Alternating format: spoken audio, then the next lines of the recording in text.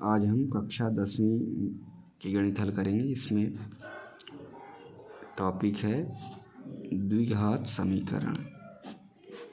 द्विघात समीकरण जिसको अंग्रेजी में क्वाड्रेटिक इक्वेशन बोलते हैं, और इसको हम गुणनखंड विधि से हल करेंगे। इसको सूत्र विधि से, गुणनखंड विधि से और एक पूर्ण वर्ग विधि है। तो इन तीन विधियों में से पहली विधि हम ले रहे हैं गुणनखंड विधि। फैक्टराइजेशन मेथड, बीच वाले पद को स्प्लिट कर देते हैं, यानी खंड खंड कर देते हैं, दो खंडों में गुणनखंड विधि। तो एक सवाल लेते हैं कक्षा 10वीं का 4.2 एक्सरसाइज का। 2x² - x + 1/8 = 0। तो चूँकि आपको ध्यान में रखना है कि जो इसका मानक समीकरण होता है द्विघात समीकरण का, वो अपॉन में नहीं होता है, या अपॉन में इस तरीके से आपको मिले तो उसका हर आपको हटाना है। तो यहाँ पर जो द्विघात का समीकरण का मतलब होता है वह समीकरण जिसमें अधिकतम घात, चर की अधिकतम घात 2 हो। ABC, तो हमको जो ये ABC हैं ये पूर्णांक कहलाते हैं। ABC ये वास्तविक संख्याएं, ऐसा आप कह सकते हैं, वास्तविक संख्याएं हैं, माने कोई भी संख्याएं हैं, और जिसमें A ≠ 0 होता है। क्यों? क्योंकि यदि एक जगह आप 0 रख लेंगे, x² के पास जो संख्या होती है उसको A बोलते हैं, x के घात 1 के पास जो संख्या होती है उसे B, और जहाँ x नहीं होता उसे C, यानी अचर पद है। ये अचर पद है, ये द्विघात समीकरण का पद है। माने ये पद हट जाएगा तो फिर ये द्विघात का नहीं रह जाएगा, एक घात बन जाएगा। इसीलिए जो वास्तविक संख्या होगी वो शून्य को छोड़कर होगी। इसीलिए यहाँ पर जो शर्त है कि A ≠ 0, तो ये मैंने यहाँ ये भी बता दिया कि यदि द्विघात समीकरण का मानक रूप लिखने के लिए आता है तो आप बताएंगे कि ABC वास्तविक संख्याएं हैं और शर्त में, लेकिन A ≠ 0 होना चाहिए। ये नहीं कि आप 0x² ले लेंगे, 0x² कर देंगे और ये पद शून्य हो सकते हैं। इनमें BC 0 ले सकते हैं, यानी अकेले AX² = 0 भी ये, पर ये टर्म बना रहना चाहिए। तो सवाल के लिए हम आते हैं। तो यहाँ पर यदि कोई संख्या बटे में है तो उसको हटाकर ही हल करेंगे। ऐसा हल करने में दिक्कत आती है गुणनखंड विधि में। सूत्र विधि में तो हल कर लेते हैं और पूर्ण वर्ग में, लेकिन गुणनखंड विधि में हम किसी भी संख्या का यदि हर हो तो उसको विलुप्त करते हैं। तो यहाँ पर यदि दो संख्याओं में हर हो तब लघुत्तम लेंगे, यदि एक संख्या का हो तो लघुत्तम ही लेते हैं, लेकिन उसका संक्षिप्त रूप है कि यदि किसी भी संख्या का बटा कोई एक संख्या है, मान लीजिए ये है, तो इसका गुणा अन्य पदों पर कर देंगे और दूसरे पक्ष में भी कर देंगे। तो ये दूसरे पक्षों में हमने कर दिया। अब जिसके बटा है उसमें बस गुणा नहीं करेंगे, तो ये इसका सामान्य रूप बनेगा, सरलीकृत रूप बनेगा। सरलीकरण इसका किया जा रहा है, तो सरलीकरण रूप बनेगा 8 दूनी 16 x², और यहाँ 1 मानेंगे, 8 × 8x और +1 = 8 शून्यम 0। अब ये हमारा सिंप्लीफाइड फॉर्म में बन गया। अब इसमें जो x की घात 1 है इसी के खंड करने हैं, पर इसको खंडित करने के लिए हमको x की घात 2 और अचर पद इनका गुणा करना रहता है, यानी x की घात 2 का पद गुणे अचर पद। ये फार्मूला है बीच वाले खंड को तोड़ने का। तो गुणा करेंगे तो यहाँ पर +16 है, यहाँ पर भी प्लस है, तो रफ कार्य में करेंगे तो 16 × 16, x² नहीं रखेंगे तब भी कोई दिक्कत नहीं, पर संख्यात्मक रूप से जो मान आएगा उसको रखेंगे चिन्ह सहित। अब इस 16 के जितने भी खंड बनेंगे 2-2 पेयर में, माने उसमें खंड में 2-2 संख्याएं होनी चाहिए। माने किन 2 खंडों का गुणा करने पर हमको 16 प्राप्त होगा। तो पहला तो 16 एकम 16, फिर 4 चौक 16, फिर 8 दूनी 16। अब यदि किन्हीं को और समझना है तो इसका आप इस तरीके से गुणनखंड करते जाएं। अब 2 8 और 8 2 सेम ही है, इसको क्रम परिवर्तन से इस पर मतलब नहीं है, इसमें अंक परिवर्तन होना चाहिए। अंक यदि परिवर्तित है जैसे ये और गुणा करने पर 16 आ रहा है तो आपको उन अंकों को लेना है। अब इसके बाद 2 चौको, तो ये 4 दूनी 8, एक ये करके 8 दूनी 16 और दूसरा यहाँ से ये 2 दूनी 4 हो गया और 4 चौक 16। इस तरीके से आप खंडों का निर्माण करते जाएंगे। तो यहाँ पर टोटल 3 खंड बने। अब इन 3 जो हमारे पास जोड़े हैं 16 के, इन तीनों माने जोड़े में से 2-2 खंड ये जो मिले हैं 2-2, तो इनके माध्यम से हम मध्य पद को स्प्लिट करेंगे, तोड़ेंगे। तो जोड़ने और घटाने की विधि द्वारा हम जांच करेंगे कि हमको मध्य पद प्राप्त होता है कि नहीं होता है। तो जैसे 16 में 1 घटाएंगे तो 15 आएगा और 16 में 1 जोड़ेंगे तो 17 आएगा। माने मध्य पद में जो संख्या है वो कितनी है, -8 है। तो यहाँ पर ये पद हट गया। अब ये वाला पद लेते हैं तो इसको जोड़ने पर 4 4 8 आ रहा है, और तो पहले इसकी जांच कर लेते हैं। तो जोड़ने पर आ रहा है, जोड़ रहे हैं इन दोनों खंडों को तो हमको -8 प्राप्त हो रहा है चिन्ह सहित। अब ध्यान रखना है कि यदि जोड़ने पर बीच वाला पद प्राप्त होता है तो ये वाला चिन्ह दोनों में लगा देंगे। यदि यहाँ प्लस प्लस, यदि यहाँ प्लस है तो यहाँ प्लस प्लस होगा, यदि यहाँ माइनस है तो माइनस माइनस। लेकिन घटाने पर ये पद प्राप्त हो, जैसे मान लीजिए कि यहाँ पर है थोड़ी देर के लिए 10 और आपके पास खंड है 12 2, मान लीजिए आ गया, तो 12 में 2 गए आपको प्राप्त हो रहा है, 12 में 2 गए 10, आपको -10 चाहिए। माने मध्य पद जो है वो -10 है। तो यहाँ -10 के लिए जो मैंने खंड चुना वो 12 2 है, 12 में 2 घटाएंगे तो 10 आ रहा। तो यहाँ पर घटाने पर यदि मध्य पद प्राप्त होता है तब 2 चिन्हों का प्रयोग होता है, एक प्लस और एक माइनस। तो यहाँ पर आपको सतर्क रहना है। जो मध्य पद का चिन्ह है वो बड़े खंड को देंगे और इस चिन्ह के बाद ये चिन्ह प्रयोग हो गया तो दूसरा चिन्ह बचा प्लस, वो दूसरे को। ये ध्यान रखना क्योंकि प्लस और माइनस से ही घटाना होता है।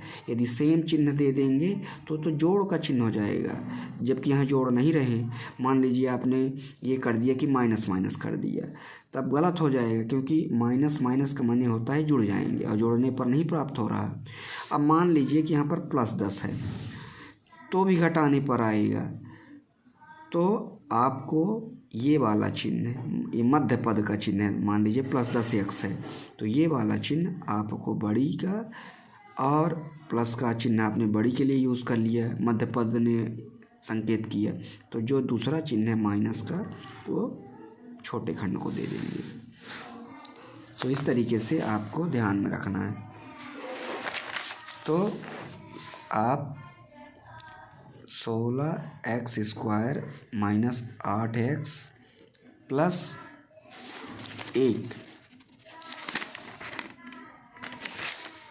+1 बराबर 0। तो यहाँ पर हमने जो खंड लिया वो 4 और 4 लिया, चूँकि -8 चाहिए, जोड़ने पर मिल रहा तो दोनों में माइनस माइनस लगाएंगे। और जब हमने गुणा किया था तो हमको +16 मिला था, तो इन दोनों खंडों को चिन्ह सहित गुणा करेंगे। तो ऋण ऋण धन और 4 चौक 16, ये भी करेक्ट होना चाहिए जो हम गुणा करते हैं एक्स, ये वाले पद अचर पद का और इस टर्म का। तो जो ये चिन्ह है, यदि ये चिन्ह नहीं आ रहा है तब ये खंड नहीं है, तब दूसरे खंड आपको देखने पड़ेंगे। तो इस तरीके से आपको ध्यान में रखना है। अब इस मध्य पद को आप हटा देंगे, इसकी जगह आप लिखेंगे ऋण 4x और ऋण 4x, और बाकी ये दोनों पद ज्यों का त्यों उतार लेंगे। अब एक खंड इधर आ गया, एक खंड इधर आ गया, दो ऐसे ब्रैकेट बनाएंगे और बराबर लिखेंगे 0। ध्यान में रखना है कि दोनों खंडों का अब आपको महत्तम निकालना है। तो इसके लिए आप एक ट्रिक समझ लीजिए कि पहले खंड में तो x आना ही है और दूसरे खंड में x कभी नहीं आएगा, दूसरे खंड में कोई संख्या ही आएगी। अब यदि पहले खंड का चिन्ह यानी x स्क्वायर के पास का चिन्ह प्लस है तो बाहर प्लस रखना है, और यदि माइनस है तो बाहर माइनस रखना है।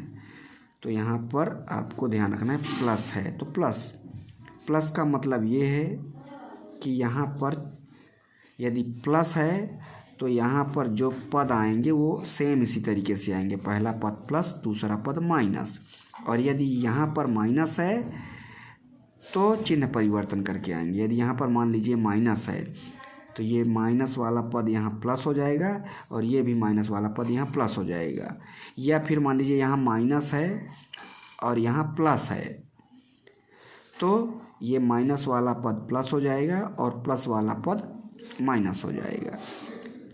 और यदि शुरू में प्लस है तो ज्यों का त्यों आएगा, शुरू वाला प्लस है तो पहला पद प्लस और दूसरा पद माइनस। अब यहाँ पर देखिए इन दो खंडों में जब कॉमन लेंगे तो पहला पद माइनस है तो ये माइनस हमने निकाल लिया, तो अब ये पद का जो भी खंड आएगा काटने पर वो क्या होगा, चूँकि ये खंड माइनस है, माइनस हमने निकाल लिया। इन दो खंडों में प्रथम पद ये है, इन दो खंडों में प्रथम पद ये है। प्रथम पद का चिन्ह यदि प्लस है तो वही दोनों खंडों के चिन्ह ज्यों का त्यों आ जाएंगे, प्लस प्लस माइनस माइनस। यदि इन दो खंडों में प्रथम पद ये है, अब यहाँ पर माइनस है तो दोनों खंडों के चिन्ह परिवर्तित होके आएंगे, माइनस है तो ये प्लस में आएगा और ये प्लस है तो माइनस में। अब मैंने बताया कि प्रथम खंड में आपको x की घात 1 लेना है और द्वितीय खंड में केवल संख्या आएगी।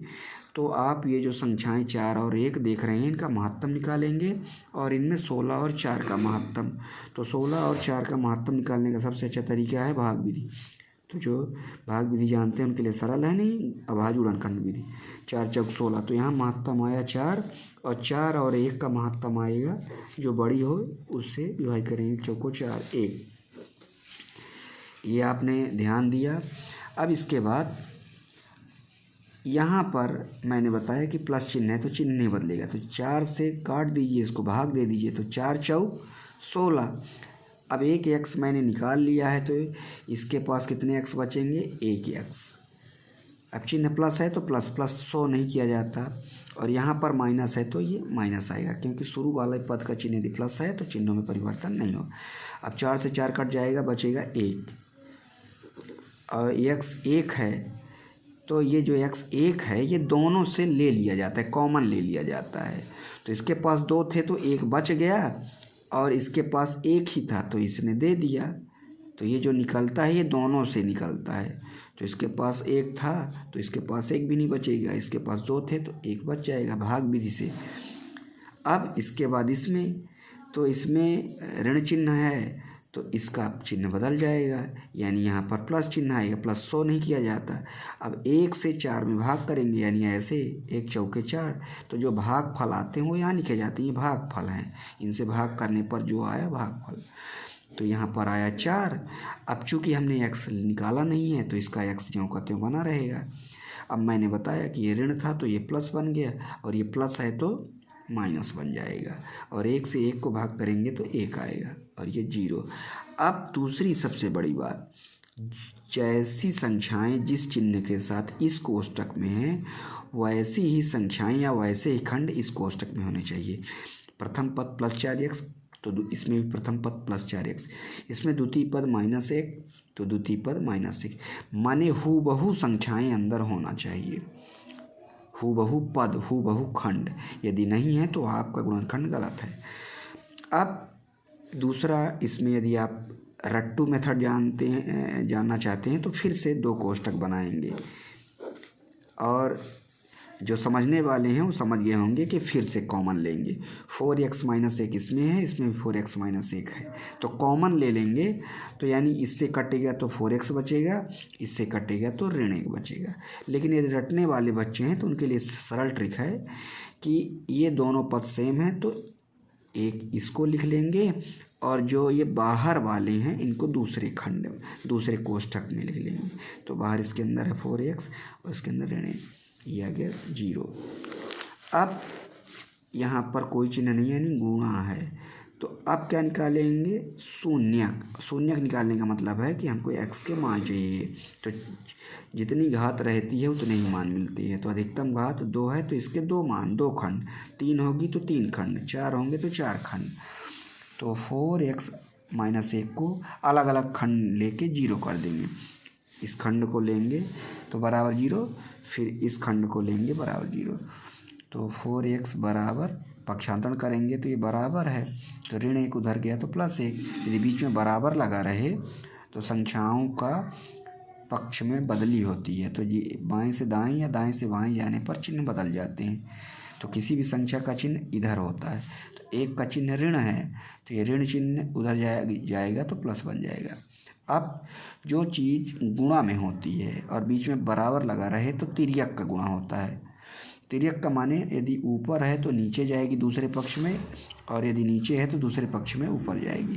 तो ये इधर वाले पक्ष में अंश में है तो उधर जाएगी, तो ये बटा में ये आ गया। अब उसी तरीके से दूसरा पद लेंगे, दूसरे पद में भी 4x माइनस 1 है तो ये मान आपको मिल जाएगा। इसी तरीके से कर देंगे 1/4। तो x के दोनों मान हमको प्राप्त हो गए। x के दोनों मान जो हैं 1/4, 1/4 सेम मान मिले। तो इस तरीके से दोस्तों, चूँकि समझाने में क्या होता है कि और अच्छे से आपको समझना हो तो मेरे वीडियो को लाइक करें, शेयर करें, सब्सक्राइब करें। मैं और अच्छे तरीके से बताऊंगा। धन्यवाद।